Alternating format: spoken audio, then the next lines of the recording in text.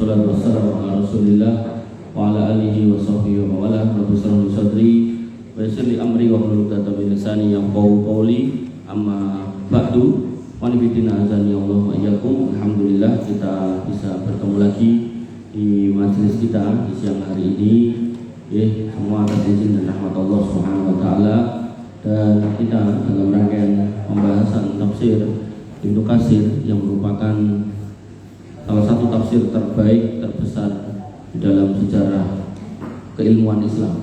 Artinya kalau kamu mau belajar tafsir, ya mungkin bisa dimulai dari tafsir-tafsir yang memang sudah dikenal oleh kaum muslimin sebagai tafsir yang baik.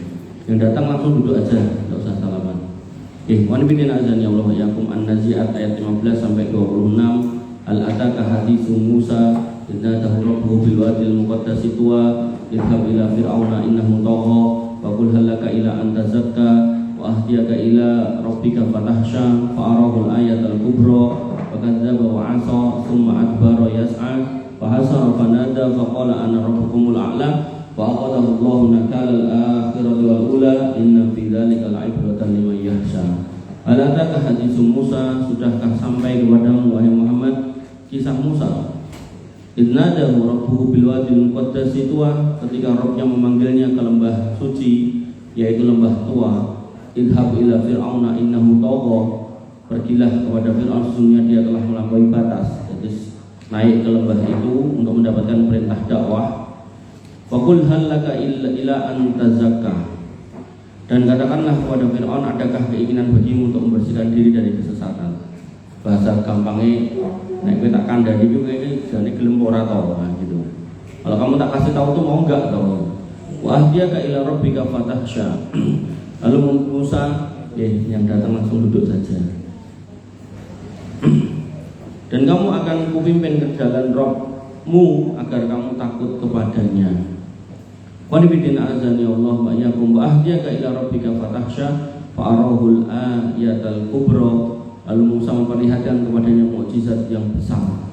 Nanti kita lihat apa mukjizatnya. Faqadzaba wa 'asa, yang mendustakannya dan mendurhakainya, tetap enggak mau.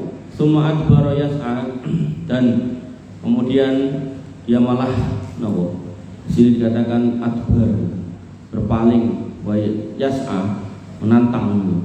Fahasara fanada, maka dia mengumpulkan pembesar-pembesarnya lalu berseru memanggil kaumnya.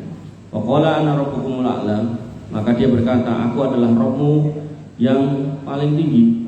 Wa aqadahu nakal al-akhirati wal ula, maka Allah mengadabnya dengan adab di akhirat dan adab di dunia.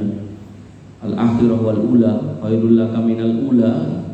Inna fi dzalika la'ibratan liman yahsa, sesungguhnya dalam hal itu ada ibroh buat mereka yang punya yahsa, punya rasa takut kepada Allah Subhanahu wa taala.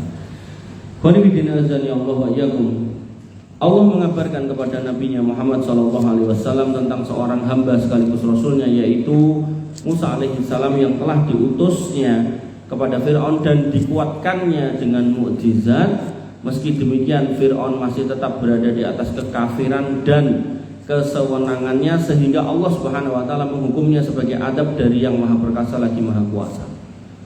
Artinya dari zaman dulu manusia itu dikirimi rasul yang bahkan sudah bisa menunjukkan mukjizat sekalipun mereka berani mengingkari. Apalagi sekarang datang ustaz pakai pet ontel gitu kan. Ayo masuk Islam gini-gini, kamu siapa? Kamu Islam aja, enggak punya duit. Jangan-jangan aku kaya masuk Islam jadi kere kayak kamu. Itu loh. Itulah musibah manusia hari ini, gitu. Selalu melihat yang namanya hidayah itu adalah materi. Makanya selalu dikatakan oleh para ulama, nek bener hidayah itu karena materi, maka Musa dan maka Qarun dan Fir'aun harusnya tidak tenggelam. Fir'aun tenggelam di lautan, Qarun tenggelam di daratan. Harusnya mereka orang yang paling bagus, paling hebat, paling segala-galanya. Faktanya tidak menunjukkan demikian. Dan apakah dengan Nabi SAW itu tidak kaya raya, lantas kemudian agama yang dibawanya itu salah? Enggak. Beliau mampu dan bisa untuk kemudian meminta dunia, tapi beliau tidak mau. Bahkan dalam kitab Riyadhus Shalihin itu sampai beliau mengatakan, opo sing tak duweni ra mungkin tak simpen, tak bagikan semua buat kamu. Nanti dalam riwayat yang lain, aku punya emas segede gunung Uhud, yang diameter bawahnya itu bisa 3 km, itu semua akan tak berikan ke kamu, nggak akan tak pegang lebih dari 3 hari. Tobat. Makanya iman bidina azani Allah ya, dalam riwayat yang lain Nabi mengatakan dunia itu di mata Allah tidak lebih mulia daripada satu sayap seekor nyamuk. Makanya Nabi Muhammad SAW itu tidak pernah mau kepikiran untuk kemudian terlalu dalam berharap tentang dunia. Dalam doanya beliau mengatakan apa? Allahumma la taj'alid dunya mabalagha ilmina. Ya Allah, jangan kau jadikan dunia itu akhir dari pengharapan tujuan dari kami nuntut ilmu kami, jangan. Makanya kamu naik belajar ini niatnya bukan untuk dunia. Kamu pun nanti misal jadi jadi dokter ya, misal. Ya jangan niatnya untuk dunia. Apa jadi dokter ben sugih, enggak bagus. Biar saya bisa ngobatin orang sakit, biar saya bisa bermanfaat. Biar orang Islam itu punya dokter yang muslim gitu. Nah, apa perlunya dokter muslim? Perlu. Nah, dokternya nggak muslim nanti diresepi obat yang ada hal-hal yang haram gitu loh. Makanya keberadaan dokter muslim itu perlu gitu kan. Wa nabiyina azani Allah wa iyyakum, kembali ke sini ya. Jadi seorang nabi yang luar biasa saja ditolak. Maka begitu pula akibat orang yang menyelisihimu dan mendustakan apa yang kau bawa. Karena itu Allah Subhanahu wa taala berfirman di akhir kisah, inna fi dzalika la'ibratan liman yakhsha, sesungguhnya pada demikian itu ada pelajaran bagi orang-orang yang takut kepada Allah. Artinya kalau kita benar-benar takut kepada Allah, maka kita akan mengambil pelajaran tentang hal ini. Sehingga nanti kalau kemudian ada majelis ilmu di kampung-kampung kita, di rumah-rumah kita, di masjid-masjid dekat kita, maka kita harusnya mendatangi majelis ilmu, bukan malah kemudian menjauhi majelis ilmu gitu. Kemudian Allah Subhanahu wa taala berfirman, hal ataka hadis Musa, sudah sampaikah kepadamu wahai Muhammad kisah Musa?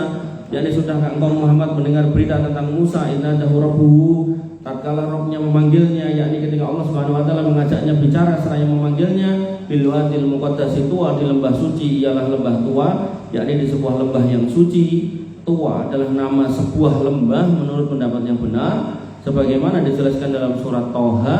Kemudian dia berkata kepada Musa, idhab ila fir'auna innahu tagha, pergilah kamu kepada Fir'aun, sesungguhnya dia telah melampaui batas. Nanti dalam ayat yang lain, faqula lahu qawlan layyina la'allahu yahsa aw yatazakka, berkatalah kepada Fir'aun dengan perkataan yang lembut.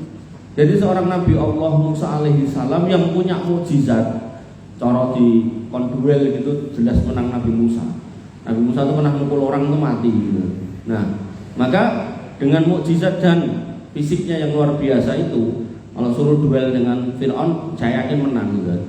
Cuman apa kata Allah? Faqula lahu qawlan layyina, maka kamu dakwah dengan perkataan yang baik. Makanya kalian kalau berdakwah itu harus dengan cara yang baik. Atau kalau pengen mengukur dakwah seseorang, dakwah seorang pendakwah, itu juga akan terlihat dari kebaikan cara menyampaikannya. Nek dakwah ini kafir, lah itu jelas, jadi diajarkan jelas keliru. Tidak seperti itu agama kita. Ini orang-orang karena tidak sama dengan kita ormasnya atau pengajiannya, mereka semua kafir. Walah, jangan. Negara ini negara toghut, negara kafir. Pemerintahnya pemerintah kafir, tentaranya kafir, itu kafir. Walah, kopar kafir. Gak baiat sama imam saya kafir. Nah, itu gak seperti itu di agama kita. Bahkan sama Fir'aun pun suruh mendakwai.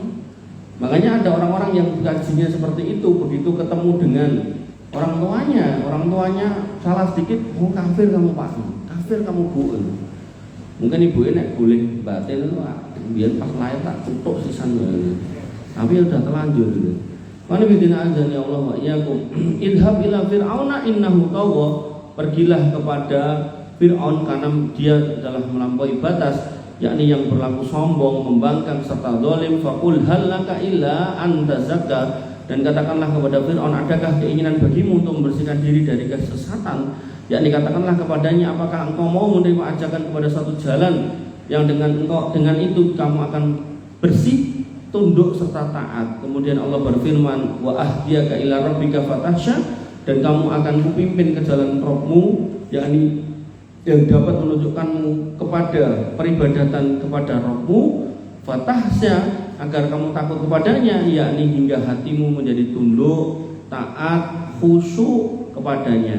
Yang dahulunya keras, jahat, jauh dari kebaikan, sekarang berubah menjadi orang-orang yang taat. Apakah kamu mau? Nah, tentu nggak mau.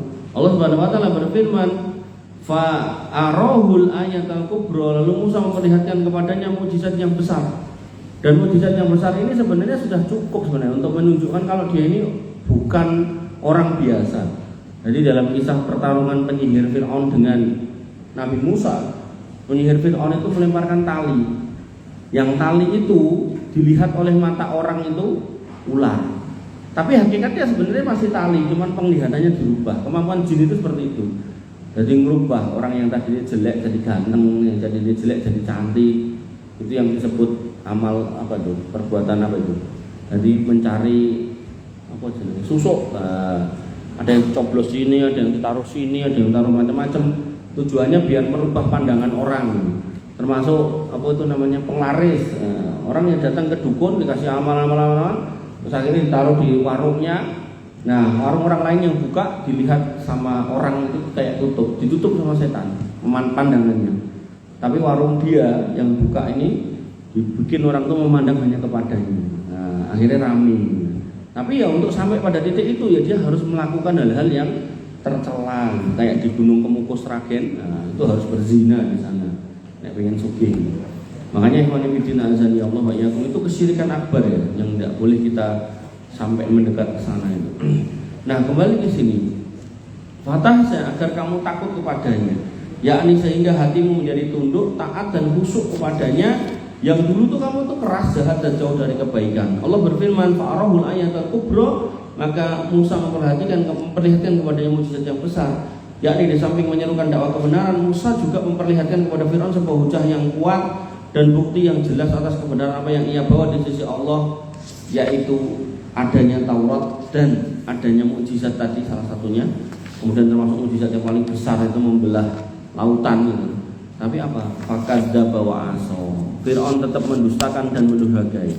Jadi ngomongin membelah lautan itu sampai hari ini nggak ada orang sanggup gitu. Sampai hari ini dengan teknologi yang ada nggak ada orang sanggup. Yang ada itu apa? Buat jalur bawah laut itu ada. Tapi itu ya sidik-sidik gitu loh. Enak sing ngebor juga ada. Tapi itu sidik-sidik. Tapi apa yang dikatakan lawan Musa, tongkat dituk-tuk gitu, lautan terbelah. Terus. Nanti ada yang berpendapat di dalam kitab tafsir yang berpendapat terbelahnya itu 12 belahan, mengikuti belahannya jumlah sukunya orang Bani Israel. Karena orang Bani Israel itu satu sama lain itu saling membenci, saling musuhan. Jadi nek dikon lewatin tempat yang bareng bisa rame. Makanya terus sama Allah dibikin 12. Ada yang berpendapat seperti itu. Nah, Allah alam mana yang benar, tapi yang penting itu ada mukjizat pembelahan lautan. Dan ini di kitab orang ahli kitab ada tentang mukjizat Musa.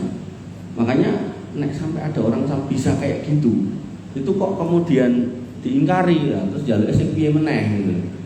Makanya nanti ada orang ngaku-ngaku kayak misal Mama Gufron itu ngaku iso ngene, iso njogo gawang neraka katanya. Saya itu penjaga gawang neraka. Terus saya bisa ngomong dengan malaikat maut. Ada orang kecelakaan mau mati, malaikat mautnya datang. Terus dia nyebut nama saya, malaikat mautnya pergi gitu kan. Terus dia bilang apalagi ternyata apa? Parkir motor di satu pesantren motornya hilang. Njogo motornya dhewe gak iso. Nah, makanya itulah ironi orang-orang yang ngaku-ngaku. Nah, nanti puncaknya orang-orang seperti itu kan dajalin yang kecil-kecil, dajjal yang besar muncul yang dia bisa banyak hal, mendatangkan hujan, membuat subur tanah kering dan seterusnya. Tapi selain itu tidak bisa. Contohnya apa? Membalik matahari dari timur ke barat tidak bisa. Tidak bisa. Jadi yang bisa ya cuman yang sudah ditetapkan oleh Allah Subhanahu wa taala. Makanya ikhwan fillah azani Allah wa iyyakum nggih. Kita tidak boleh lihat orang tuh apa istilahnya bahasa Jawa ini gumunan, itu tidak boleh. Nah, Fir'aun mendustakan kebenaran dan menolak ketaatan yang diperintahkan kepadanya. Dengan kata lain, ia tetap kafir dengan hatinya dan tidak mau merespon seruan Musa, baik secara batin maupun dohir. Pengetahuannya dengan kebenaran yang dibawa Musa tidaklah menjadikan ia mengimaninya, karena bentuk dari makrifah adalah ilmu hati dan bentuk dari iman adalah pengamalannya, yaitu ketundukan dan kepatuhan kepada kebenaran.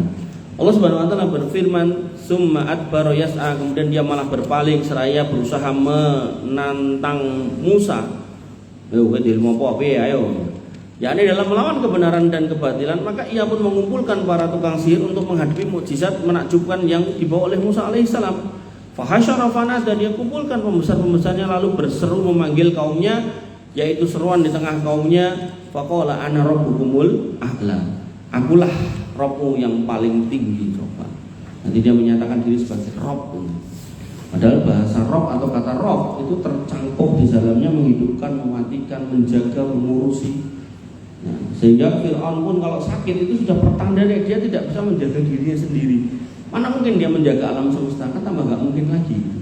Makanya ikhwanifiddin azani Allah wa iyyakum, dalam sejarah manusia orang-orang yang ngaku seperti itu endingnya tetap mati. Bahkan ada orang yang mengakui siapa sebenarnya Dajjal itu adalah Sai Baba. Sai Baba itu nek cara kita makan selilit ilatnya dibawa itu apa budal. Nek Sai Baba itu bawa ilat itu metu emas, metu gelang kalung gitu. Nah, itu pun orangnya mati. Terus siapa lagi orang yang wah di dunia perang itu terkenal, Hitler yo mati, Kim Jong Il yo mati, siapa nih Lenin, Karl mati semua. Itu menunjukkan manusia biasa, tidak ada hal-hal yang kemudian harus diapa-apakan. Nah, maka di sini dia mengaku sebagai Rob, jelas nggak mungkin. Ibnu Abbas dan Mujahid mengatakan ini adalah kalimat yang diucapkan oleh Fir'aun setelah ia menyatakan, aku tidak mengetahui Tuhan bagimu selain aku selama 40 tahun. Allah Subhanahu wa taala berfirman, fa akhadahullahu nakalal akhirati wal ula, maka Allah mengadabnya dengan adab di akhirat dan di dunia, yakni Allah membalasnya dengan suatu balasan yang dapat dijadikan ibrah, pelajaran dan peringatan bagi orang-orang yang sombong semisalnya darinya dari kehidupan dunia. Makanya saya sudah mengucapkan ini berkali-kali, mungkin puluhan kali, bahwasanya hidayah itu tidak ada kaitannya sama materi. Nek bener hidayah ada kaitannya sama materi, harusnya Fir'aun, kemudian Qarun, kemudian Haman, ini orang-orang yang di atas hidayah. Fir'aun kamu udah tahu raja, Qarun pengusaha duitnya banyak, Haman panglimanya Fir'aun. Mereka semua tenggelam, kalau nggak tenggelam di tanah, tenggelam di bumi, apa di laut. Nah, maka ikhwanifiddin azani Allah wa iyyakum, ini harus jadi pelajaran. Kalau akhirnya kamu hidup dikasih kemudahan finansial, alhamdulillah. Kalau enggak, ya tetap alhamdulillah ala kulli hal. Yang penting masih di atas hidayah, kan gitu. Makanya ini kita berproses. Mumpung kamu masih muda, berproseslah gitu loh. Berproses. Karena yang terbaik adalah apa? Ketika kamu dikasih materi, kamu itu gunakan atau nafkahkan itu di jalan Allah. Ibarat minum nih. Ini kalau kamu kosongin, buat sedot, habis, kamu punya kesempatan untuk mengisinya. Nah, ini nggak mau minum, gimana kamu akan ngisi? Ada isinya. Nah, maka yang namanya rezeki ya seperti itu. Maka ketika kamu kemudian diberikan oleh Allah rezeki, ya nafkahkan kepada istrimu, anakmu, keluargamu, ibumu, bapakmu. Baru kemudian kepada yang lain, misal tetanggamu, infak, sedekah dan seterusnya. Kosong diisi oleh Allah. Dan Allah ketika ngisi, nggak cuma ngisi ini tok, ditambahi meneh, tambahan buku itu loh. Nah, mulailah dari sekarang. Sejak kamu santri wis pelit, naudzubillah. Nah, mulainya gimana? Wong saya nggak punya duit, loh, kamu kalau beli gorengan ya bagi dua teman-temannya. Temannya lihat dari jauh ngiler-ngiler rambut kayak ini gitu kan. Iya coba. Kamu punya mangga gitu kan, dikasih dikit. Atau kamu didatangi orang tuamu, dibawakan apa misal rendang gitu kan. Nah, itu bawakan rendang 3, ambil kamu 1, yang 2 kasih temanmu, dibelah-belah itu nih kamu. Gitu. Dari sejak itu kamu baik, maka sampai gede kamu pun akan baik. Pada umur-umur kamu ini, malah saya lebih muda lagi waktu itu SMP. Itu kan ada hadis kan, wallahu fi aunil abdi ma jabal abdu fi auni akhihi. Allah itu akan senantiasa menolong hamba kalau hamba itu senantiasa menolong orang lain. Maka itu tak hafalkan, tak pegang, tak hayati, tak lakukan sampai hari ini.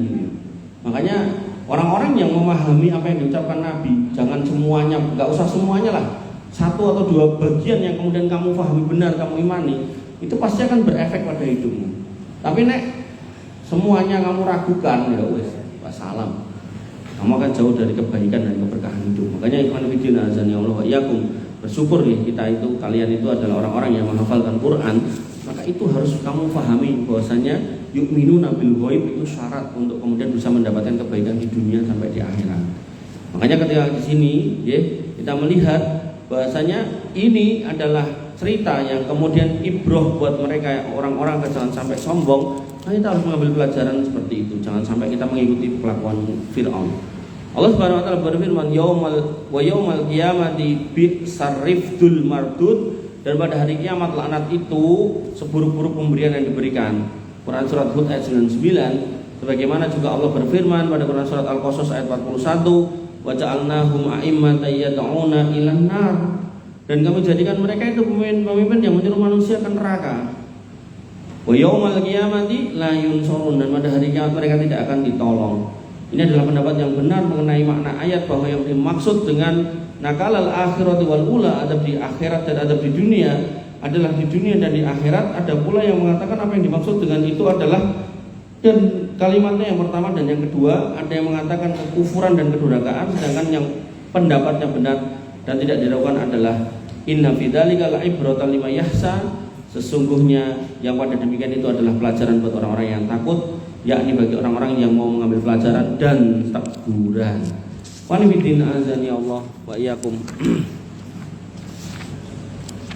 Kemudian pada ayat berikutnya 27 sampai 33, a'antum asaddu khalqan amis sama'u banaha rafa'a samkaha fasawwaha wa aqtasa lailaha wa akhraja duhaha wal arda ba'da dzalika dahaha akhraja minha ma'aha wa mar'aha wal jibala arsaha mata'an lakum wa li'an'amikum. Apakah kamu lebih sulit penciptaannya ataukah langit? Kamu apa langit yang lebih sulit penciptaannya?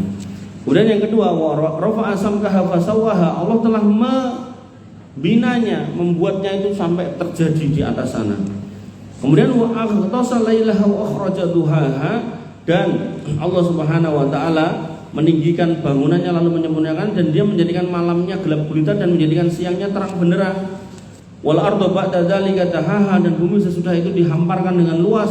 Akhraja minha ma'aha wa mar'aha, yang kemudian dari dalamnya memancar, di situ ada air dan menumbuhkan tumbuhan-tumbuhannya. Kemudian wal jibala arsaha, dan gunung-gunung dipancangkan dengan kuat, dengan teguh. Mata'an lakum wa li'an'amikum, untuk kesenanganmu dan binatang-binatang ternakmu. Makanya banyak orang, mau kemana mas? Piknik mana? Gunung, gitu kan.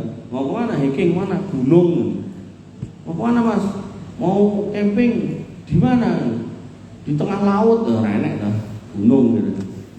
Makanya di sini dikatakan Allah berfirman seraya menantang orang-orang yang mengingkari hari kebangkitan, gak percaya dengan Allah Subhanahu wa taala, gak mau beriman, yakni pengembalian makhluk sesudah penciptaannya. Antum, apakah kamu wahai seluruh manusia asyaddu khalqan, lebih sulit diciptakan daripada asyaddu khalqan amis sama'u banaha. Maksudnya bahwa langit itu lebih sulit penciptaannya daripada kalian. Makanya kamu yang penciptaannya mudah, jangan merasa sombong. La khalqus samawati wal ardu akbaru min khalqin nas. Surat Ghafir ayat 57. Surat Ghafir itu nama lainnya apa? Ada yang tahu enggak? Muhammad. Maksud tuh surat 40. Apa surat 40? Bukan. Ada yang pakai nama selain Ghafir. Surat ke-40.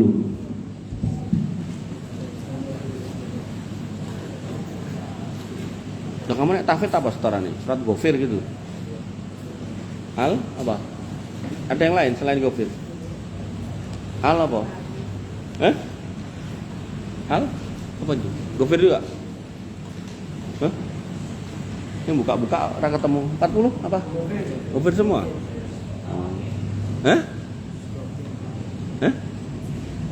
74 40 Ghafir juga? Ghafir semua ya? Oke. Kemudian dikatakan di sini, sesungguhnya penciptaan langit dan bumi itu lebih besar daripada penciptaan manusia. Ghafir ayat 57. Kemudian pada Quran surat Yasin ayat 81, awalaysa alladzi khalaqas samawati wal arda biqadarin ala ayyahluqa mithlahum bala wa huwal khalaqul alim. Dan tidaklah Rabb yang menciptakan langit dan bumi itu berkuasa menciptakan yang serupa dengan itu. Benar, Dia Maha Kuasa dan Dialah Maha Pencipta lagi Maha Mengetahui. Kemudian firman Allah Subhanahu wa taala, banaha, Allah telah membinanya, mendekatkannya, meninggikannya, ditafsirkan dengan firman-Nya, rafa'a samkaha fasawwaha, maka Dia meninggikan bangunannya lalu menyempurnakannya, yakni Dia menjadikannya sebagai bangunan yang tinggi jauh dari daratan, permukaannya sama serta dihiasi dengan binatang-binatang di malam hari yang gelap. Kemudian wa aqtasha lailaha wa akhraja duhaha, dan dia menjadikan malamnya gelap gulita dan menjadikan siangnya terang benderang, yakni dia menjadikan waktu malamnya gelap gulita lagi pekat dan waktu siangnya terang benderang lagi bercahaya.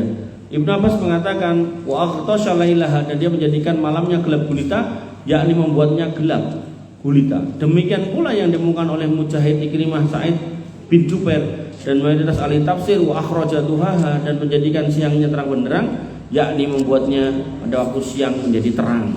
Allah Subhanahu wa taala berfirman, wal ardo ba'da dzalika dahaha, dan bumi sesudah itu dihamparkan. Ditafsirkan dengan firman Allah, akhraja minha ma'aha wa mar'aha, maka ia memancarkan daripadanya mata air dan menumbuhkan tumbuhan-tumbuhan. Telah disampaikan di dalam surat As-Sajdah bahwa bumi diciptakan sebelum penciptaan langit, namun baru dihamparkan sesudah penciptaan langit tersebut, dengan maksud bahwasanya ia mengeluarkan seluruh apa yang terkandung di dalamnya dengan kekuatan pada suatu tindakan. Ini yang dimaksud dengan perkataan Ibnu Abbas dan selainnya. Perkataan ini juga dimilih oleh Ibnu Jarir. Kemudian Ibnu Abi Hatim berkata, ayahku telah menceritakan kepada kami dari Al-Minhal bin Amr, dari Sa'id bin Jubair, dari Ibnu Abbas. Beliau berkata, maksud lafaz dahaha yakni dikeluarkan darinya mata air dan tumbuhan-tumbuhan di jalan serta di bukit-bukit. Inilah yang dimaksud oleh firman Allah Subhanahu wa taala, wal ardu ba'da dzalika dahaha, dan bumi sesudah itu dihamparkannya, di mana penjelasan mengenai hal tersebut telah dikemukakan di depan, yaitu muncul banyak tanaman-tanaman. Kemudian Allah Subhanahu wa taala berfirman, wal jibal arsaha, dan gunung-gunung dipancangkannya dengan teguh, dengan kokoh, yakni ditetapkan dan dikokohkan di tempatnya masing-masing, dan dialah Allah Rabb yang maha bijaksana lagi maha mengetahui, yang maha pemurah lagi maha penyayang kepada makhluknya. Kemudian diriwayatkan juga dari Imam Ahmad dari bahwa Yazid bin Harun telah menceritakan kepada kami dari Sulaiman bin Abi Sulaiman dan Anas bin Malik dari Nabi SAW, beliau bersabda, ketika Allah Subhanahu wa taala menciptakan bumi, bumi itu bergoncang. Maka Allah Subhanahu wa taala menciptakan gunung-gunung yang dipancangkan di atasnya hingga menjadi kokoh. Niki hadis riwayat bentar. Orang ada nomornya? Gak ada nomornya. 501 hadisnya doif. Terus nggak usah tak baca doif. Nah, kemudian diriwayatkan dari Abu Ja'far bin Jarir bahwa Ibnu Humaid telah menceritakan kepada kami, Jarir telah menceritakan kepada kami dari Atok bin Abu Abdurrahman As-Sulami dari Ali, ia berkata ketika Allah Subhanahu wa taala menciptakan bumi, maka bumi itu merasa risau dan berkata, engkau ciptakan Adam dan anak keturunannya di atasku, dan di atasku pun mereka membuang kotorannya dan mengerjakan dosa-dosanya. Kemudian Allah meneguhkan bumi itu dengan gunung-gunung. Jadi gunung-gunung itu buat meneguhkan, jadi ibarat paku. Misalnya apa ya, benda, ada sebuah benda misalnya, taruh di meja sini biar nggak kemana-mana, dipaku, terus. Nah ini misal gunung, ini pakunya itu. Lah nanti gunung itu akan dicabut oleh Allah. Ini dicabut, terus terbang, tabraknya, hancur semuanya. Makanya ikhwan fillah azani Allah wa iyyakum. Di sini disebutkan bahwasanya di atasku pula mereka membuang kotoran, kemudian Allah mengukuhkan bumi dengan gunung-gunung sebagaimana terlihat dan sebagaimana yang tidak terlihat. Kestabilan bumi pertama kali seperti daging sembelihan, yakni ketika disembelih dagingnya bergerak-gerak. Maka Allah Subhanahu wa taala berfirman, mata'al lakum wa li'an'amikum, semua itu untuk kesenangan kamu dan untuk binatang kamu, yakni dihamparkannya bumi, lalu dipancarkannya mata air, dikeluarkannya seluruh apa yang dikandung di dalamnya, dialirkan sungai-sungai, ditumbuhkan tanaman, pepohonan dan buah-buahannya, serta dikokohkan gunung-gunungnya agar penghuninya dapat tinggal dengan tenang. Jadi nek kamu pernah tinggal di atas kapal, nek nggak terbiasa, baru sekali-kalinya itu bisa muntah. Jadi saya pernah tugas di Laut Jawa itu, perusahaan pengeboran minyak itu dari satu pengeboran pindah ke pengeboran pakai kapal kecil itu pas ada ombak gede, wah jus muntah ya. Padahal sebelumnya habis makan itu keluar semua ini. Nah maka di sini dikatakan kayak daging mentah, yang kalau daging mentah itu gede itu goyang itu ubah itu. Nah maka ya wanita azan ya Allah wa iyyakum. Mata'ala kembali an'amikum, semua itu untuk kesenangan kamu dan binatang ternakmu, yakni dihamparkan bumi lalu dipancarkan mata air, dikeluarkan seluruh apa yang dikandungnya, dialirkan sungai-sungai, ditumbuhkan tanaman, pepohonan dan buah-buahan, serta dikokohkan gunung-gunungnya agar penghuninya dapat tinggal di dalamnya dengan tenang. Kemudian sesungguhnya semua itu merupakan kesenangan bagi makhluknya, pun dikarenakan mereka membutuhkan binatang ternak yang dapat dimakan dan dipergunakan sebagai kendaraan, sehingga kedudukan mereka di dunia hingga berakhir waktu yang telah ditentukan. Wa'alaikumsalam azan ya Allah wa iyyakum. Ini akhir materi yang bisa saya sampaikan pada siang hari ini. Intinya ada sebuah pelajaran tentang Fir'aun, di mana Fir'aun ini adalah hamba Allah. Hamba Allah itu maksudnya bukan orang beriman juga. Jadi kalau ada bahasa hamba Allah itu berarti ciptaan Allah gitu. Allah yang menciptakan, yang harusnya dia menghamba. Cuman ada yang mau, ada yang nggak mau. Nah harusnya dia menghamba kepada Allah, tapi dia nggak mau, dia membangkang. Bahkan ketika Musa alaihissalam sudah dikasih mukjizat sekalipun, tetap ditantang, tetap dilawan. Bahkan ketika kalah pun dia tetap akan mengejar dan seterusnya, sampai akhirnya tenggelam di dalam lautan. Nah walaupun begitu, diselamatkanlah si Fir'aun ini, dan jenazahnya sekarang tersimpan rapi di Mesir, di museum sana. Sebelum saya akhiri, silakan kalau ada yang mau nanya. Wih, buka. Koburi. Oh, no, kelamaan. Ya, orang Arab dari sini. Apa?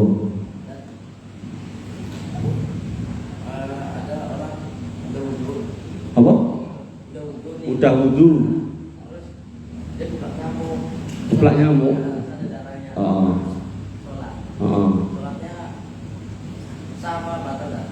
Yang membatalkan sholat apa? Kentut, kentut, kencing itu kan tidak termasuk. Jadi sholatnya sah. Sholatnya sah. Cuman bagusnya dibersihkan. Itu sama kayak nginjak kotoran cicak. Kotoran cicak itu najis, tapi najis mukhafafah. Jadi kalau kamu nginjak itu ya masih sah, nggak apa-apa. Harusnya dibersihkan. Laler nggak ada kata najis. Minuman yang kecemplung laler kan suruh nyemplungin. Nabi kan mengatakan minumanmu kecemplungan laler, suruh apa gue? Delepke tahu? Kamu orang mana? Oh, kamu orang mana? Jawa. Oh Tegal ya, suruh delepke gitu. Sekali celupan ambil buang. Tapi ya begitu kecemplung, tapi nek kecemplung udah dari tadi ya buang minumannya, karena yang dimaksud disuruh ngelepin itu kalau dia baru aja gitu. Tapi kalau udah lama kecemplung ya jangan dilepin terus buang semuanya, karena kalau yang baru pertama kecemplung itu kata Nabi satu sayapnya itu berisi racun, dia keluarkan pas kecemplung pertama, dengan buat lelepke itu dia akan mengeluarkan penawar di sayap satunya. Nah baru setelah itu kamu ambil buang.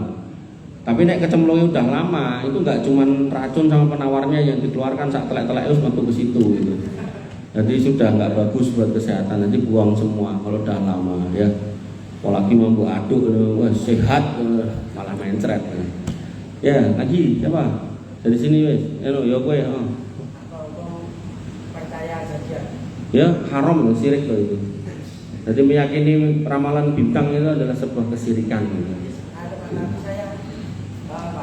Biasanya kata-kata itu disembah gitu. Betul lah, buat cocoknya sama dirimu loh, tidak boleh. Jadi orang yang meyakini ramalan atau perdukunan itu 40 hari sholatnya nggak diterima.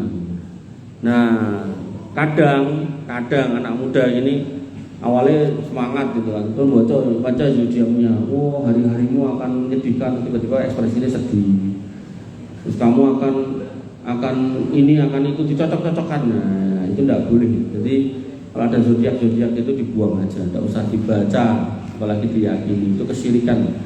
Sekecil-kecilnya syirik itu dosa besar. Nah, apa man? Kan pernah dengar gopegan. Apa? Gopegan. Apa gue? Gopegan. Hewan adalah teman. Hewan adalah teman. Hewan adalah Tarzan. Jadi kayak nggak boleh vegetarian nggak boleh. Oh, go vegan. Oh, vegan itu vegetarian. Nek kata-kata hewan adalah teman, nggak boleh dimakan, itu kata-kata Tarzan Kota, filmnya Benyamin Sueb. Itu dia pernah jadi di satu film itu jadi Tarzan Kota, dia suruh makan ayam. Wah, ini teman Tarzan, teman nggak boleh dimakan gitu.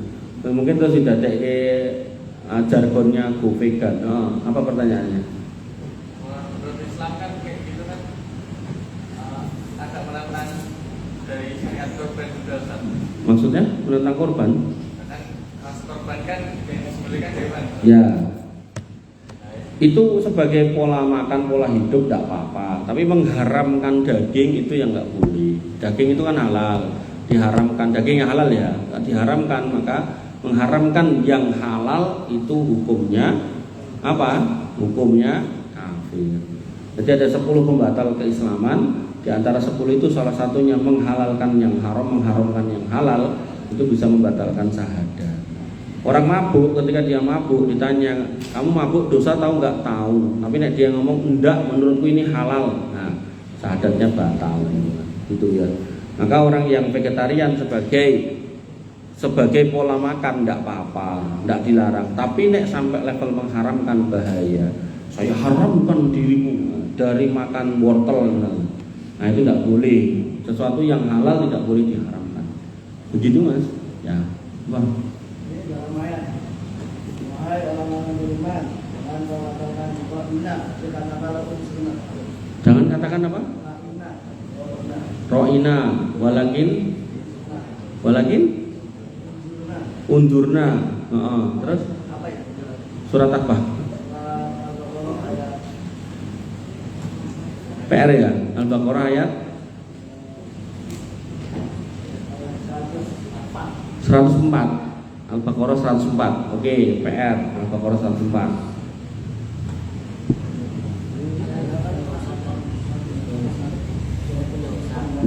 Punya Ustaz.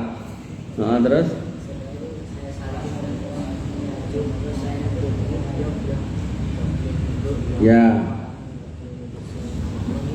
Ya. Bagaimana hukumnya menunduk ketika salaman? Nah, PR ya, nanti tak carinya. Jadi salaman yang benar seperti apa? Aku jadi batin jadi ngomong kapan? Ada yang nanya.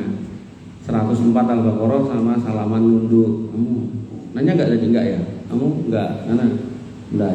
Kamu? Malaikat masuk surga atau enggak? Oh lalang PR lagi. Sana. Saya menanyakan katanya berdusta untuk nutupin aib itu boleh. Tapi kalau sampai sumpah demi Allah itu boleh ya? Berdusta nutupin aib apa gitu? Yang berdusta yang boleh itu satu dalam perang boleh. Kamu misal panglima perang ditanya bawa pasukan berapa? 1 juta. Padahal bawanya cuma 10.000 boleh. Jadi dalam perang itu ada tipu daya boleh. Kemudian mendamaikan 2 orang yang berantem. Dicari loh siapa? Pulang yang benar. Terus pada simpulan kamu dicari siapa? Si Alan. Mana ada? Enggak percaya. Di mie ayam itu dekat pondok itu. Nah, kamu sudah nyeting sama bapak mie ayamnya, nanti orang itu datang kasih mie ayam, nanti orang Satya ini datang kasih mie ayam, kamu yang bayarin gitu. Itu boleh. Gitu.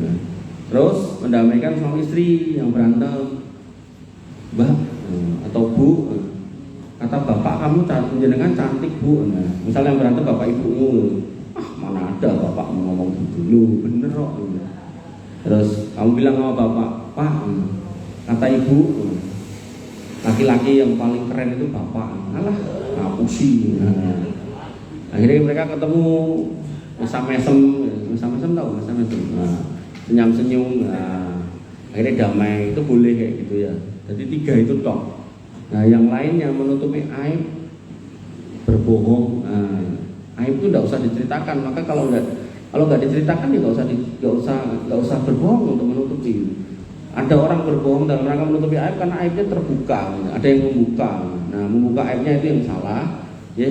Kemudian diikuti dengan kesalahan berikutnya, yaitu berdusta untuk menutupi aib. Maka ya aib itu tidak usah diceritakan. Man satara musliman apa? Satarallahu fid dunya wal akhirah. Siapa yang kemudian menutupi aib seorang muslim di dunia, maka Allah akan tutupi aibnya di dunia dan di akhirat. Ibaratnya saya ngomong di sini karena kamu nggak tahu aib saya kan. Kalau umpama ya dosa itu berbau, mungkin saya di sini kamu nutup hidung semua. Dan itu berlaku juga buat kita semua. Ini menunjukkan bahwasanya orang yang kita lihat belum tentu sebaik apa yang kita lihat. Kenapa kok bisa terlihat baik? Karena aibnya ditutup oleh Allah. Kenapa aibnya ditutup oleh Allah? Karena dia menutup aibnya orang lain. Dan aib itu kalau terbuka itu malu loh. Kalau kita masih punya iman itu jalan di depan orang itu kayak nunduk gitu. muka itu kayak hilang. Tapi kalau kita nggak punya aib, jalan itu santai. Tapi apakah mungkin kita nggak punya aib? Enggak, mesti punya, cuman ditutup. Nah, itu. Apalagi di akhirat. Di akhirat itu kalau sampai aib kita dibuka oleh Allah, malunya itu nggak cuman se-RT, sedunia. Siapa orang yang aibnya terbuka nanti? Contoh ya, laki-laki yang menikah lebih dari satu, tapi tidak berbuat adil. Nanti aibnya dibuka sama Allah. Caranya gimana? Dia jalan dengan bahu yang semper, miring. Jadi nanti misal ketemu si fulan, ning donya gede dhuwur gagah, ndak pernah cacat, ndak pernah apa, gagah sampai mati. Kok di akhirat miring? Wah, bojomu mesti lho saka siji, tapi kamu gak berbuat adil. Gitu. Ya, makanya jangan sampai aib itu dibuka di dunia apalagi di akhirat. Kalau di akhirat tuh malunya semua dunia tahu. Contoh lagi, yang aibnya dibuka di dalam hadis itu tentang orang yang korupsi. Orang yang korupsi disebutkan tentang korupsi kambing, nanti itu dia kon mikul kambing. Dan kambingnya itu bengok-bengok, gitu. Gak berhenti. Dan ini juga gak bisa ditaruh terus di situ. Orang yang korupsi kuda, orang yang korupsi unta dipikul. Dan itu semua orang tahu, dan itu bersuara semua itu mbek-mbeknya itu segala macam. Makanya orang yang korupsi dana masyarakat, dana rakyat, bisa jadi suruh mikul manusianya bengok-bengok, malu. Makanya seorang muslim itu harus bertakwa tadi disebutkan agar kamu yakhsha, takut. Maka kalau nggak bisa dalam rangka untuk mengharap ridha Allah, usahakan karena takut kalau nanti diadab oleh Allah. Gitu. Jangan sampai koyo rati wedi, koyo kendel tapi aslinya kendel yang salah kaprah. Kalau berani itu berani kepada musuh Allah itu adalah monggo lah. Tapi kalau berani pada Allah lah itu keliru. Makanya orang-orang soleh dulu kalau mengingatkan sama orang soleh dia cuma ngomong ittaqillah, bertakwalah pada Allah. Itu nek bahasa lain takut sama Allah. Dah gitu dok. Begitu dah digitukan lari. Kisahnya seorang laki-laki yang sangat mencintai seorang perempuan, tapi perempuan ini menolak. Tapi suatu ketika laki-laki ini, perempuan ini butuh. Datanglah si perempuan ini ngomong, "Mas, pasti sepupuan." Dalam kisah 3 orang yang terjebak dalam gua. "Mas, saya butuh duit 120 dinar." 120 dinar itu nek dikalikan 4 gram emas itu ketemunya 480 gram. 120 dikalikan 4. 400 bener ya, 480 gram. 480 gram nek sak gram itu sekarang itu 2.700.000. Mau 2 juta aja, 2 juta dikali 480 ketemunya 960, 1 miliar. Nah sekarang 2 juta lebih itu jadi sudah 1 miliar lebih itu. Nah dia bilang, "Mas, aku butuh duit 1 miliar." Kepada laki-laki yang dulu ditolak. Delalah karena laki-laki ini masih sangat senang, masih sangat cinta kepada sepupunya ini. Kan boleh loh sepupu menikahi sepupu, kan boleh. Nah sangat-sangat mencintainya. Oke, mau yo duwe. Mau jenenge wong sugih itu bebas toh. Maksudnya memang kamu dijaluki 1 miliar, duitmu nek 1 triliun kan kecil loh gitu. Nek duitmu mung 100 juta dijaluki 1 miliar mesti ra duwe kan. Ini kecil ya. Oke, tak kasih. Tapi satu syaratnya. Aku harus menjinai kamu. Wanita ini pun ya sudah mau. Nah, begitu sudah dalam posisinya tinggal maklum gitu. Wanita ini mengatakan ittaqillah, bertakwalah pada Allah, Mas. Jangan kamu pecahkan cincin kalau enggak pada haknya. Ini laki-laki langsung kabur. Duitnya ditinggal. Padahal sebenarnya bisa aja dia meng-cancel zinanya kemudian mengatakan, "Oke, nek duitnya iki tanggo mahar." Kan penak aja ya. Tapi ini enggak mau, pilih kabur. Nah, maka orang yang beriman itu bukan berarti orang yang tidak pernah salah.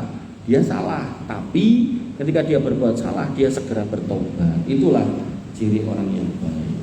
Mau nanya apa?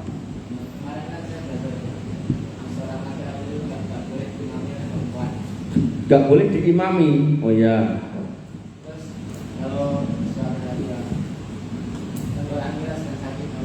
Tenggorokan sakit.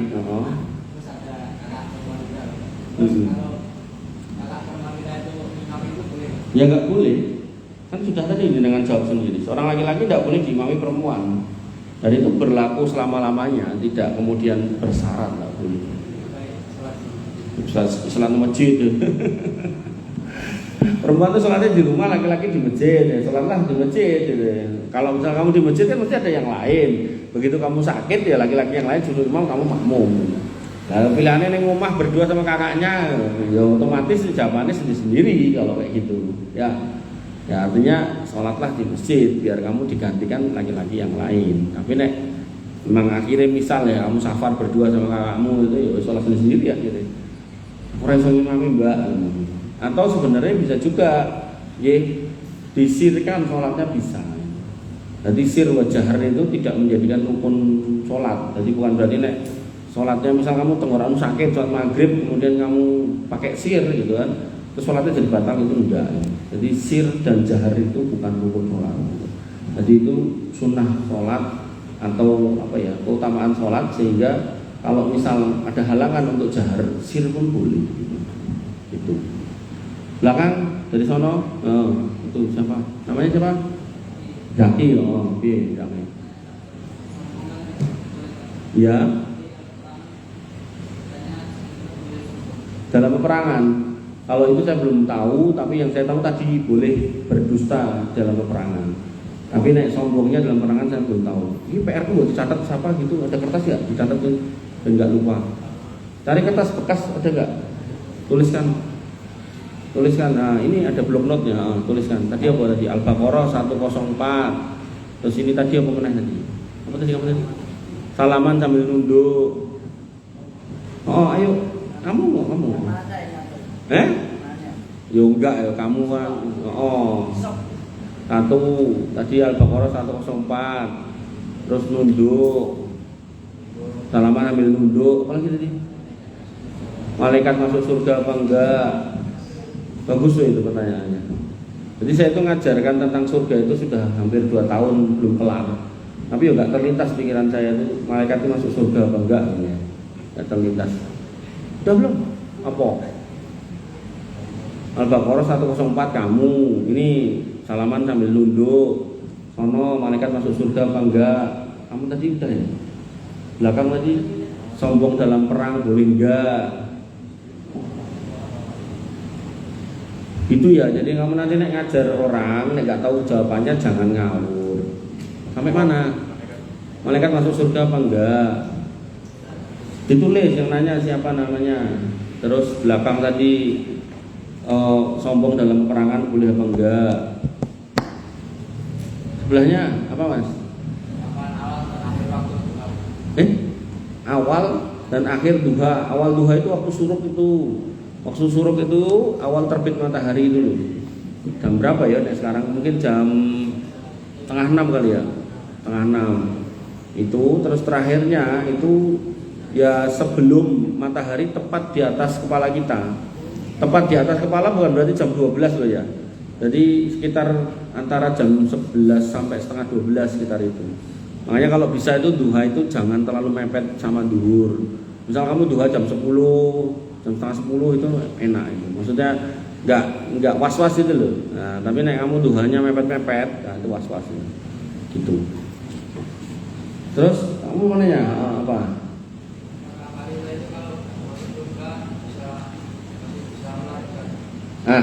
Masih bisa melahirkan. Kalau dia enggak minta, maka dia enggak melahirkan. Jadi proses beranak pinak sudah enggak ada. Tapi ada wanita yang di dunia mungkin dia nggak pernah hamil, maka di sana dia minta hamil, dikasih hamil, melahirkan, menyusui, tapi dengan tempo yang sangat cepat. Jadi tidak lama 9 bulan gitu enggak. Nah, anaknya kemana enggak tahu saya. Jadi dalam hadis itu ada orang-orang yang punya permintaan yang unik. Nah, ada orang yang nggak pernah punya sawah atau mungkin biasa nyawah, mungkin dia pengen bertani lagi. Nah, dia minta sawah itu. Nah, terus nanam juga tumbuhnya cepat, nggak kemudian lama gitu, enggak cepat ya. Termasuk itu tadi.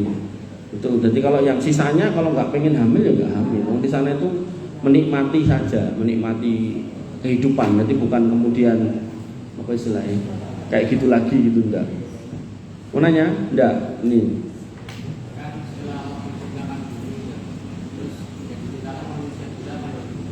Manusia.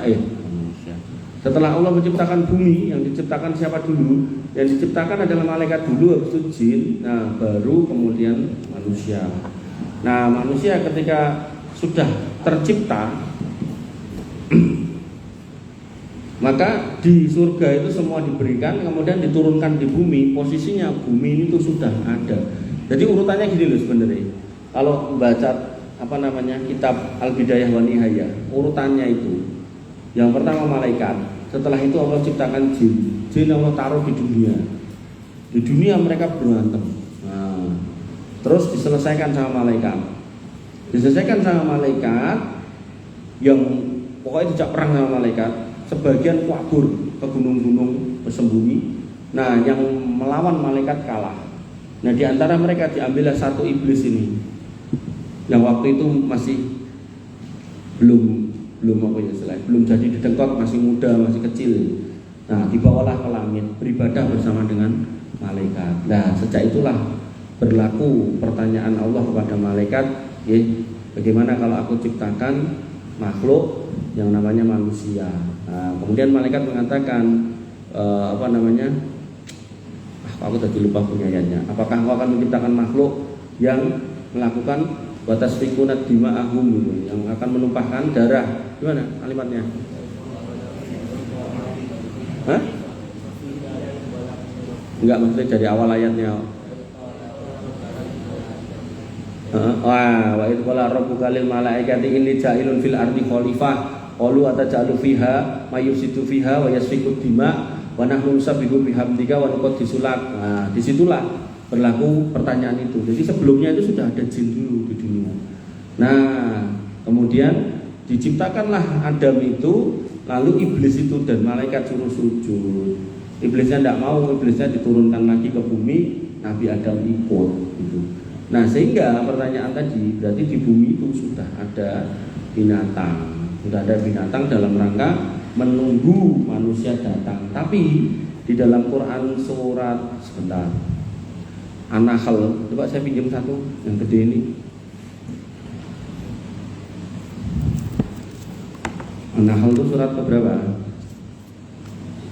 Untuk turun enggak jelas. Berapa? 11?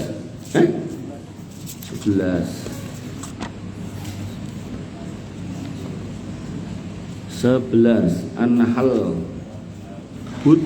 Oh 16. Yang keras 16. Nah, di sini disebutkan tentang binatang. Disebutkan pada ayat yang ke-4. Khalaqal insana min nutfatin fa idza huwa khasimun mubin. Bahwasanya Allah menciptakan manusia di dalam ayat yang ke-4. Menciptakan manusia dari mani dan ternyata ia adalah pembantah yang nyata.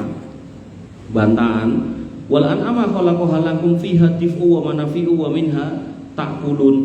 Dan telah diciptakan juga hewan ternak oleh Allah untuk kamu, padanya ada bulu yang menghangatkan dan berbagai manfaat dan sebagiannya kamu makan. Nah, ini urutannya kan manusia dulu baru kemudian binatang.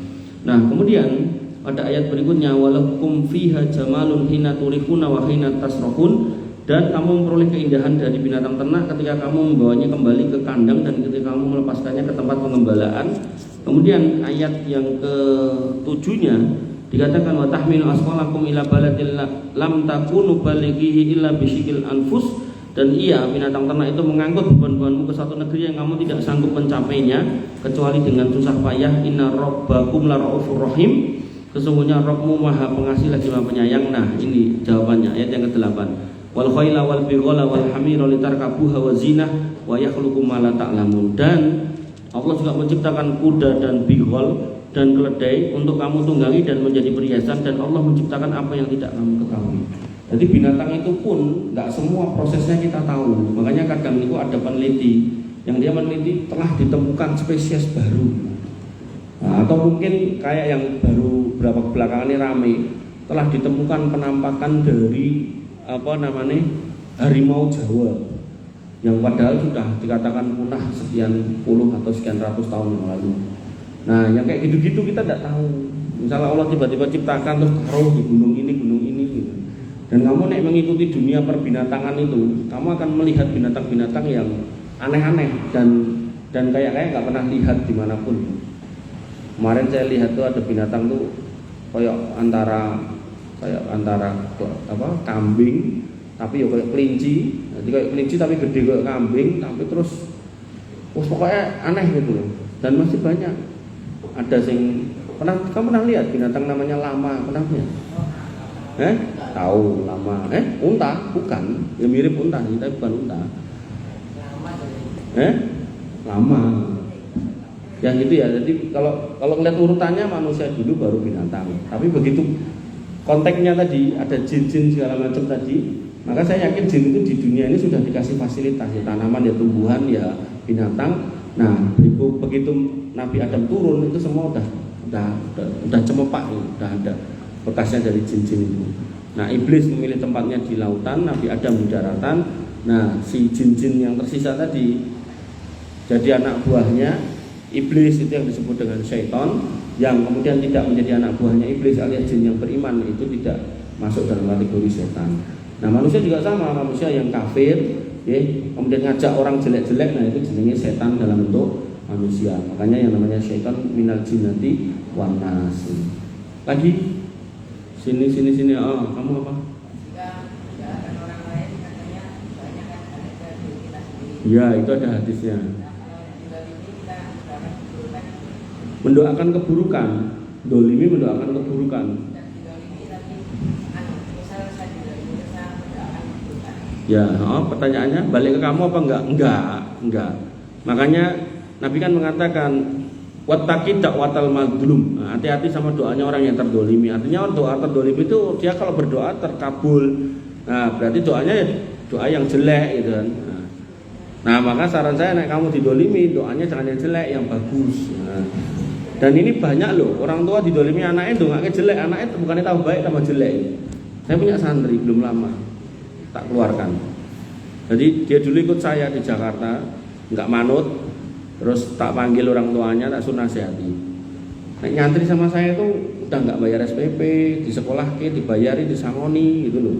Jadi beda, nggak kalau pokoknya orang tua pun tinggal duduk manis nih. Kok nggak manut gitu kan? Padahal aku ngeragati kan, kok nggak manut gitu kan? Nah, akhirnya yang terjadi orang tua tak panggil, tak suruh nasihati, Pak tuh mau dinasihati. Ya namanya orang tua kan tergantung tingkat pendidikannya. Orang tuanya nggak pakai pinter. Nasihatnya gini, kowe nek ra manut karo Mas Gulam iki, kowe dadi copet wae. Wah saya dengar itu kaget. Pak kok kayak gitu doanya, nasihatnya. Jangan ngomong gitu Pak, bahaya. Jadi doa orang tua itu mau doa baik mau doa buruk itu mustajab. Nah, berdasarkan dalil itu mustajab.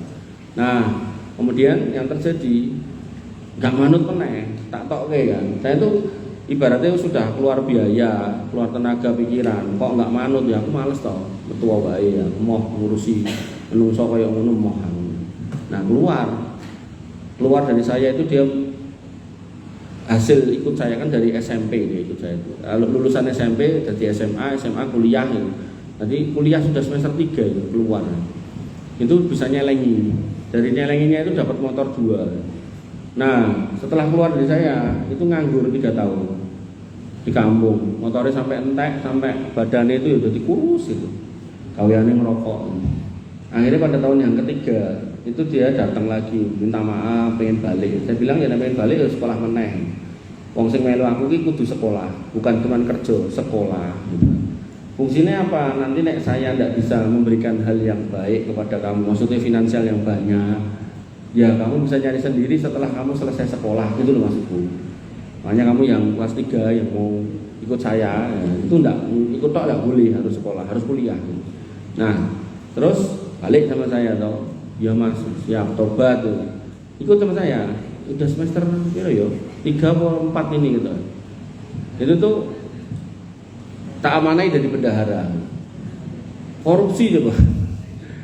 Dan saya tahunya sudah terlambat ya. Terlambat jadi dia udah ngutang duit saya, sudah korupsi, sudah nyuri, sudah korupsi, dari dia kas masih nyuri. Jadi saya punya tempat ternakan burung murai batu itu anakannya dicuri gitu kan. Itu ya tak ajak ngobrol baik-baik. Maksud saya nek dia ngaku bisa tak maafkan. Sudah nggak mau ngaku, bantah segala macam.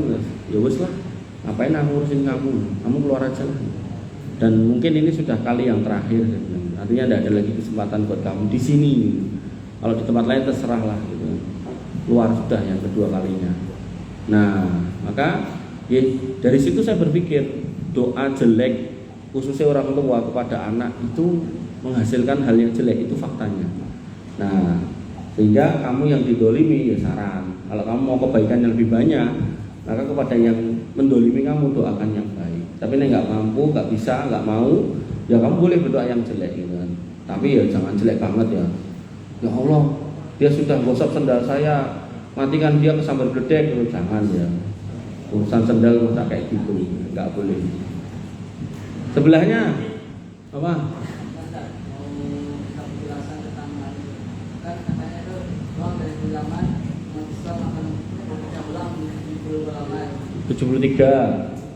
Tujuannya masuk neraka, juga masuk surga. Ya. Nah, 72 itu golongan apa aja? Golongan apa aja? PR Mas, 72 golongan. Tulisan. Oh, gimana? 72 golongan, 73 golongan, 72 masuk neraka, 1 golongan masuk surga. Kalau 1 golongan ma'ana wa ashabi, yang mengikuti aku dan sahabatku. 72-nya berarti yang tidak mengikuti jalan Rasul dan para sahabat. Nah, kalau ditanya apa aja, niku induk yang paling gede itu Syiah, kemudian Mu'tazilah, Qadariyah, Jabariyah. Itu 4 itu. Yang paling gede. Dari 4 ini ada turunan-turunannya itu kan. Ada Khawarij 1 lagi 5. Yang paling gede 5 ini. Nanti ada turunan-turunannya. Nah, turunannya ini ya yang mengikuti jejak-jejak mereka. Makanya ini sebenarnya pembahasan panjang. Tinggal kamu memahami Syiah itu apa sih intinya. Misal ya, intinya mengkafirkan sahabat. Nah, siapapun yang mengkafirkan sahabat, nama ormasnya apapun ya itu kayak itu, nggak boleh. Apalagi misal Khawarij mudah mengkafirkan kaum muslimin. Di Indonesia misal adanya LDI mengkafirkan kaum muslimin, ya wes itu ya Khawarij juga gitu, neo Khawarij gitu. Atau kemudian Mu'tazilah menolak Al-Quran sebagai kalamullah. Dia mengatakan Quran itu adalah makhluk. Nah, ada kelompok yang menamakan dirinya jil, tidak mengakui keabsolutan Al-Quran. Ya udah, itu ya masuk Mu'tazilah gitu ya. Jadi cara memahaminya gitu. Sebelahnya enggak ada. Belakang apa rame apa? Matinya karena dihujani ulat, hujan ulat masuk ke lehernya, masuk ke otaknya, mati. Gitu tok matinya. Tapi hujannya itu turun setelah Nabi Isa berdoa. Doa untuk minta diselesaikan, Allah ngasih hujan. Begitu sudah mati, Nabi Isa berdoa lagi supaya jenazahnya diselesaikan, dibersihkan. Datanglah burung-burung yang besar dibawa pergi. Begitu sisa-sisa jenazahnya banyak dan bau, Nabi Isa minta lagi untuk dibersihkan, dikasih hujan. Begitu dikasih hujan, bersih kayak kaca bumi itu. Tumbuhlah tanaman-tanaman sampai ada pohon buah delima yang sangat gede yang bisa dimakan sebagian orang dan kulitnya bisa dibuat tenda, saking makmurnya. Itu sudah. Oh, sana saya apa? Apa? Izin yang muslim masuk surga. Nanti temenan sama kamu. Iya. Malaikat pun juga kumpul di padang mahsyar. Di Quran surat apa ya? Nah, aku tadi lali ya. Nah, Quran surat An-Naba ya.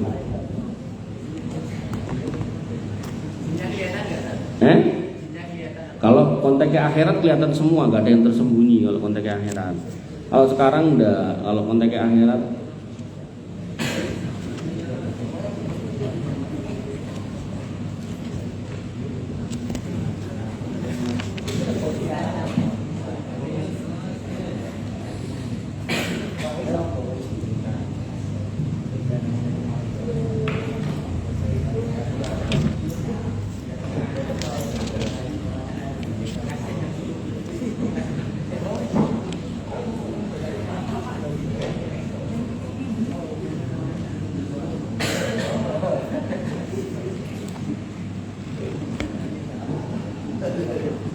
ini kan kemarin udah kita bahas toh. Quran surat An-Naba, yauma yaqumur ruhu wal malaikatu saffan la yatakallamuna illa man adina lahu rahmanu wa qala shawaba. Jadi semua orang itu nanti dibagikan sak jinjine. Kemudian orang-orang kafir disuruh nyemplung neraka, singkat cerita gitu. Nah, nanti tersisa orang beriman dan sebagian ahli kitab. Nah, kemudian Allah datang dari arasnya sana dibawa oleh 8 malaikat yang memikul aras. Nah, disitulah kemudian malaikat-malaikat yang lain juga pada turun ikut berjejer, bersop-sop, termasuk sak jin-jinnya. Nah, yang bisa ngomong sama Allah itu cuma para nabi, yang lainnya diam. Nah, disitulah kemudian nanti hisab mizan berjalan, kemudian suruh naik ke sirat. Ada yang cepat kayak kedipan mata, ada yang kayak angin, ada yang kayak kilat, ada yang berjalan, ada yang lari, ada yang kayak kuda. ada yang terseok-seok gitu kan. Nah, sebagian kecemplung. Yang kecemplung itu adalah orang fasik sama orang munafik. Nah, orang yang beriman tidak fasik dan tidak munafik bablas gitu. Nah, sehingga di neraka nanti isinya orang kafir, musyrik, munafik, fasik gitu. Itu termasuk jinnya juga, setannya juga. Jinnya yang beriman bablas gitu. Gimana? Paham? Singkatnya gitu. Kamu udah tadi. Sono. Udah apa belum? Belum. Apa? Kencing nggak boleh ngadep kiblat.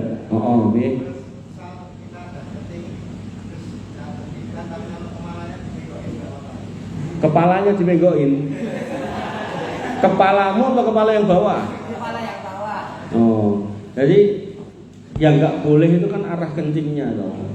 Jadi misal kamu madep sana kiblatnya, terus titikmu mbok menggok kayak gini, ya kuwi berarti kan kamu nggak kencing madep kiblat. Ya enak wae telan. Ya ketawa lho rasa madep kiblat dadak arep atraksi kok ya. Ya. Apa?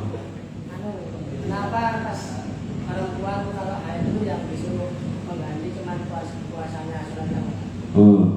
Jawabannya, karena Nabi menyuruh seperti itu pada istri-istrinya. Itu namanya ittibak sunnah. Dah, itu jawabannya. Ada yang bertanya seperti itu dulu. Bertanya seperti itu terus ditanya balik. Akhoriji anti, apakah kamu ini orang Khawarij?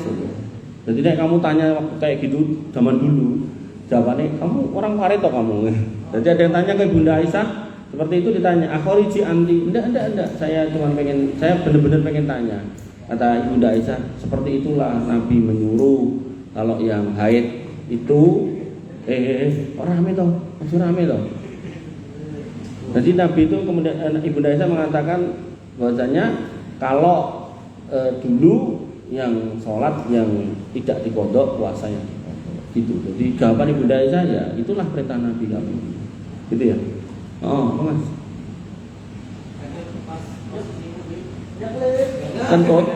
Kentut ya batal. Kenapa? Iya dari awal. Iya.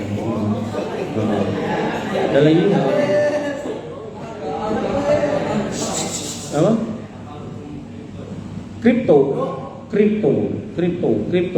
Kripto itu karena nggak ada fundamental ekonominya, nggak ada landasan. Kamu megang duitmu itu ada emasnya di Bank Indonesia, jaminannya, underlyingnya, ya bahasa ekonomi. Nah kripto itu nggak ada, karena nggak ada maka MUI mengharamkan dan mayoritas ulama di dunia mengharamkan. Karena kamu mudah dapat dan mudah hilang, jadi mudah menguap ya. Jadi tidak haram ya kripto itu. Tidak ada lagi udah apa sana. Apa? Iya wajib.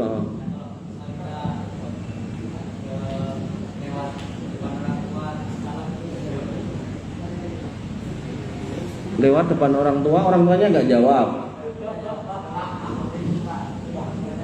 Lah ya, kamu salam orang tuanya nggak jawab, ya dia dosa. Terus dia, ya udah. Ya dosa lah orang tuanya. Mana? Nggak ada, belakang nggak ada. Kamu apa? Kan gini kan kadang itu kan biasanya kan ada imam yang takbir Allah Akbar dulu. Terus baru apa gerakannya. Nah, ada imam itu juga bareng gerakannya sama apa takbirnya. Terus yang terakhir gerakannya takbirnya dulu, Allah Akbar itu baru gerakannya. Yang pertama tadi yang melakukan gerakan sholat dulu terus takbir, terus imamnya apa termasuk mendahului kan ada yang makmumnya dulu yang sujud, terus imamnya belum sujud. Iya. Itu gimana? Tidak tahu. Catat mas. Apa pertanyaannya? Nah, jauh banget. Ada lagi? Gak ada. Hitung, kira kamu. Hitung sih bener. Pertama.